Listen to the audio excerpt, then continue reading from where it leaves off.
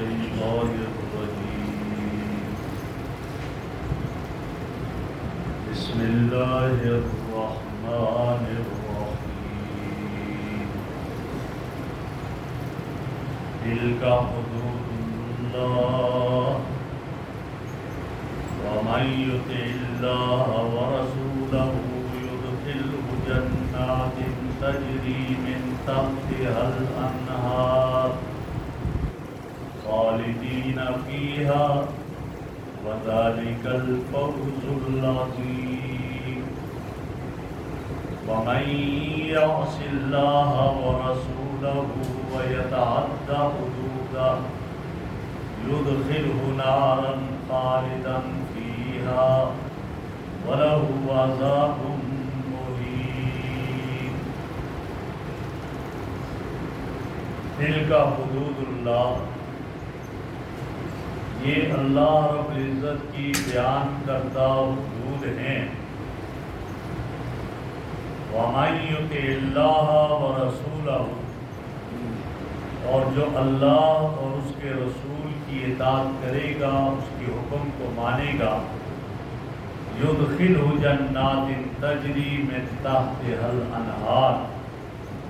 تو اس کو داخل کریں گے اللہ رب العزت ایسے باغات میں جن کے نیچے سے نہریں جاری ہیں خالدین فیہا وہ ان میں ہمیشہ ہمیشہ رہیں گے وذالک الفوز العظیم اور یہ بہت بڑی کامیابی ہے وَمَن یعص اللہ وَرَسُولَهُ اور جس نے اللہ کی نافرمانی کی اور اس کے رسول کی وَيَتَعَدَّ حُدُودَهُ اور اس کی بیان کردہ حدود سے تجاوز کیا يُدْخِلْهُ نَارًا تو اللہ اس کو جہنم میں داخل کریں گے خالداً فیہا ہمیشہ ان میں رہے گا وَلَهُ عَذَابٌ مُّہِینٌ اور اس کے لیے رسوا کرنے والا اور ذلیل کرنے والا عذاب ہوگا۔ میرے محترم بزرگوں اور دوستوں، پہلے وراثت کے احکام بیان ہوئے، اولاد کے کیا احکام ہیں، کیا وراثت ملے گی، والدین کی وراثت کے حصے بیان کیے ہیں کیا کیا ملے گی، زوجین کی وراثت میں بیان کیا اور یہ بھی بیان کر دیا تھا کہ ذوی الفروض کے حصے جو قرآن اور حدیث نے مقرر کیے، پھر اس کے بعد عصبات جو باپ کی طرف سے قریبی رشتہ دار ان کے حصے، اور وہ نہ ہو تو پھر جو ہے ذوی الارحام ماں کی طرف سے جو قریبی رشتہ دار ان کو یہ حصے ملیں گے۔ یہ سارے حصے بیان کیے اور اللہ نے آخر میں فرمایا تھا کہ قرآن مجید میں جو گزرا وصیۃ من اللہ کہ یہ اللہ کی طرف سے حکم ہے اور اللہ کے حکم کو ماننا پڑے گا۔ تو آج کے درس میں بتایا جا رہا ہے تلک حدود اللہ، یہ احکامات جو پہلے ذکر ہوئے، کیا احکامات تھی کہ یتیموں کا مال نہ کھایا جائے، یتیموں کے مال کی نگرانی کی جائے،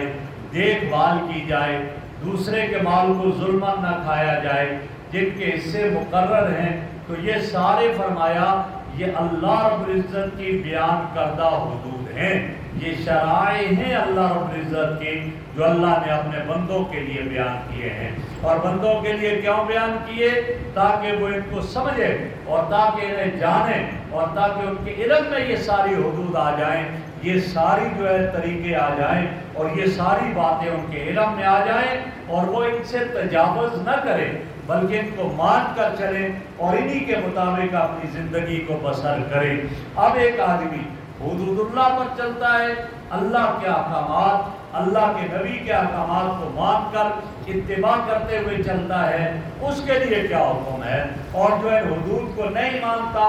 اور ان پر نہیں چلتا ان کے لیے کیا حکم؟ تو پہلا ذکر کر دیا وَمَن يُطِعِ اللَّهَ وَرَسُولَهُ جس نے اللہ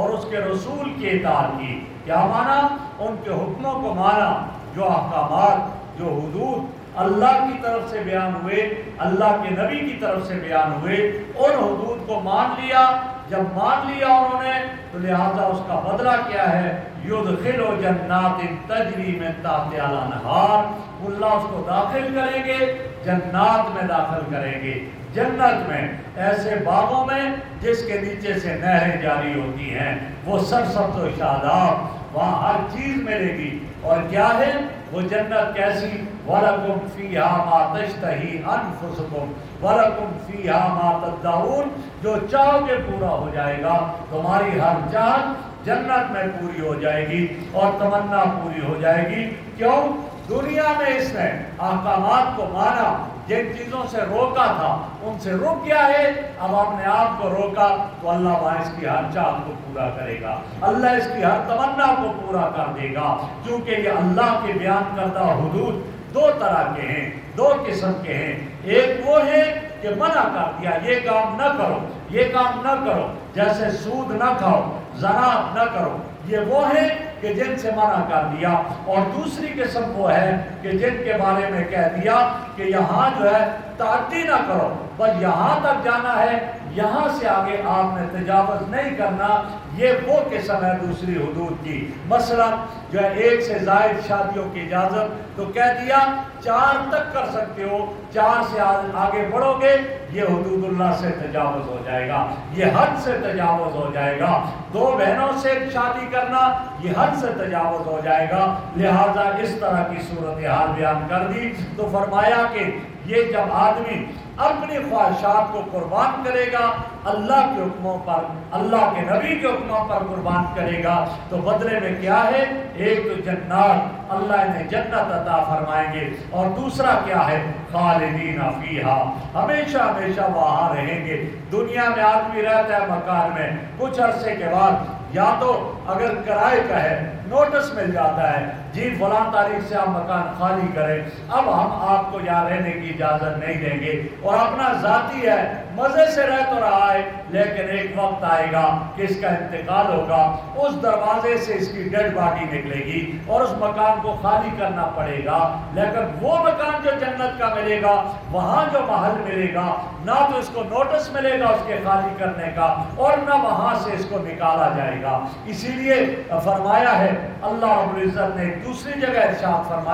فرمایا کہ یہ وہ جنت ہے اورثتموہا، جس کا ہم نے تمہیں وارث کر دیا ہے، وراثت کہہ دیا۔ اور وراثت، حالانکہ جنت میں تو وراثت نہیں، تو کہا گیا اس کا یہی مطلب ہوا وراثت قرار دینے کا کہ جیسے ایک آدمی کوئی چیز خرید لیتا ہے، پیسے دے کر لیا، مالک بن گیا، لیکن اس میں امکان ہے جس سے خریدی تھی وہ کہتا ہے یار واپس کرو، میں اپنی بینک کو فسخ کرتا ہوں، تم اپنے پیسے لو، میری چیز مجھے واپس کر دو۔ امکان ہے، ہو سکتا ہے کوئی ہبہ کسی کو کوئی چیز کی، اس میں بھی امکان ہے کچھ عرصے کے بعد ہبہ کرنے والا کہے میں اپنے ہبے سے رجوع کرتا ہوں، جو میں نے تمہیں ہبہ کیا تھا یہ واپس کر دو، میں تمہیں نہیں دیتا، ہدیہ کر دیا تھا، واپس کر دو، تمہیں نہیں دیتا۔ لیکن جو چیز وراثت میں مل گئی وہ کبھی واپس نہیں ہوتی۔ جب واپس نہیں ہوتی تو یہ جنت وہاں وراثت میں اس طرح مل گئی کہ اس جنت سے دوبارہ نکالا نہیں جائے گا۔ ایک دفعہ جنت میں داخل ہو گیا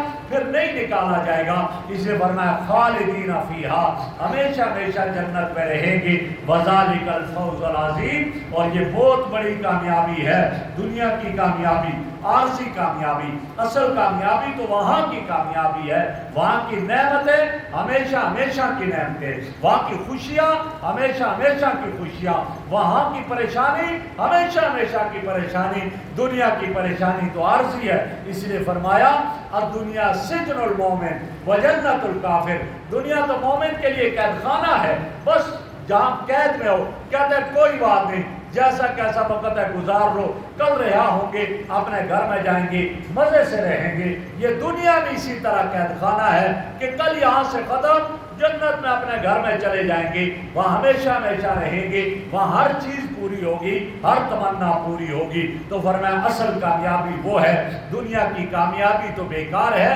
جس کو اللہ کامیابی قرار دے وہ کامیابی ہے۔ اور آگے فرما دیا وَمَن يَعْصِ اللَّهَ وَرَسُولَهُ، اللہ کے حکموں کو توڑتا ہے، نبی کے حکموں کو توڑتا ہے، نہیں مانتا ہے ان حکموں کو، نافرمانی کر رہا ہے، اللہ نے حکم دیا یہ کام کرو، یہ اس کے خلاف جا رہا ہے، اللہ کے نبی نے حکم دیا یہ کام کرو، یہ اس کے خلاف جا رہا ہے۔ وَيَتَعَدَّ یتعدى حدودہ، اور اس کی حدود سے تجاوز کر رہا ہے، جو حد لگا دی گئی تھی اس سے آگے نہیں جا سکتا، لیکن ان کی پرواہی نہیں کرتا ہے اور آگے چلا جا رہا ہے، فرمایا اس کے لیے کیا ہے، یدخلہ نارا، اللہ اس کو جہنم میں داخل کریں گے، خالدن فیہا، ہمیشہ اس میں رہے گا۔ ایمان والا تو ہمیشہ نہیں رہتا، جس کے دل میں ایمان کا نور ہے، جس کے دل میں توحید کا نور ہے، وہ ہمیشہ جہنم میں نہیں رہے گا۔ ہاں گناہگار ہے، گناہ کی سزا بھگتے گا جہنم میں، اور اس کے بعد اللہ اس کو جنت میں لے جائیں گے، بالآخر جنت میں جائے گا،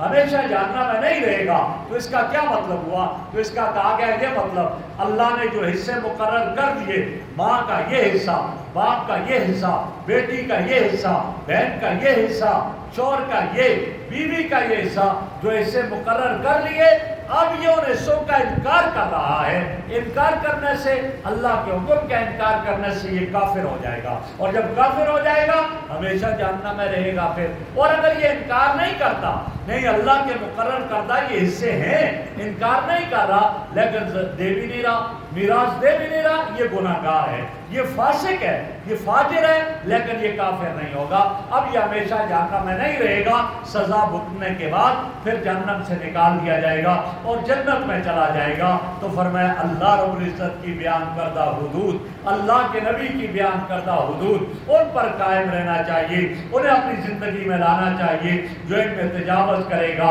ان کی نافرمانیاں کرے گا، اللہ اس کو جہنم میں داخل کریں گے، اور فرما دیا خالدن فیہا، اس میں وہ ہمیشہ رہے گا، اور اس کے اندر وہ زندہ اسی طرح پریشانی والی کیفیت گزارے گا، اور یہ اس کا حال وہاں پر ہوگا۔ فرمایا کہ وَلَهُ عذاب مہین، اور وہاں جب جائے گا تو اس کو رسوا کرنے والا عذاب، ساری مخلوق موجود ہوگی اس کے سامنے، جب عذاب میں مبتلا ہوگا تو یہ رسوا ہوگا وہاں۔ تو دو ہمیں راستے بتا دیے، اللہ اور اس کے نبی کی اطاعت کرے گا تو ہمیشہ ہمیشہ رہے گا، خوشی میں رہے گا۔ من یطع اللہ و رسولہ، جو اللہ اور اس کے رسول کی اطاعت کرتا ہے وہ کامیاب ہے، کامران ہی کامران ہے، اور جو اللہ اور اس کے رسول کی نافرمانی کرے، ان کے حکموں کو توڑے، ہمیشہ ہمیشہ ناکام ہے۔ اسی لیے اللہ نے انسان کو عقل بھی دی، سمجھ بھی دی، وَهَدَيْنَاهُ النَّجْدَيْنِ، دونوں راستے دکھا دیے۔ اب اس انسان کو چاہیے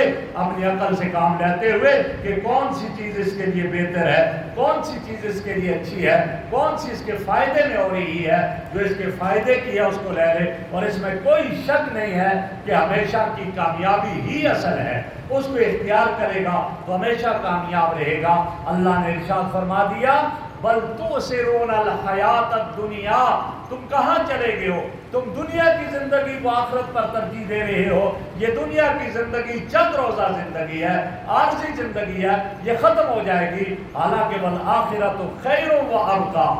آخرت اثر ہے، آخرت باقی رہنے والی ہے، اور آخرت کی زندگی کبھی ختم نہیں ہوگی۔ وہاں موت کو موت آ جائے گی، وہاں موت کبھی بھی نہیں آئے گی پھر، اور وہاں ہمیشہ ہمیشہ رہے گا۔ تو عقل مندی کا تقاضا یہ ہے کہ آدمی تھوڑی بہت تکلیف اٹھا لے، دنیاوی زندگی میں اٹھا لے، آخرت کی زندگی کو وہ ہمیشہ ہمیشہ کی کامیاب ترین زندگی بنا لے۔ اور میرے نبی کا یہ فرمان ہے، فرمایا کہ اللہ کسی پر دو بے فکریاں اکٹھی نہیں کرتے، اللہ کسی پر دو پریشانیاں اکٹھی نہیں کرتے۔ دنیا میں پریشانی دے گا، آخرت میں بے فکر کر لے گا، دنیا میں بے فکر ہوگا،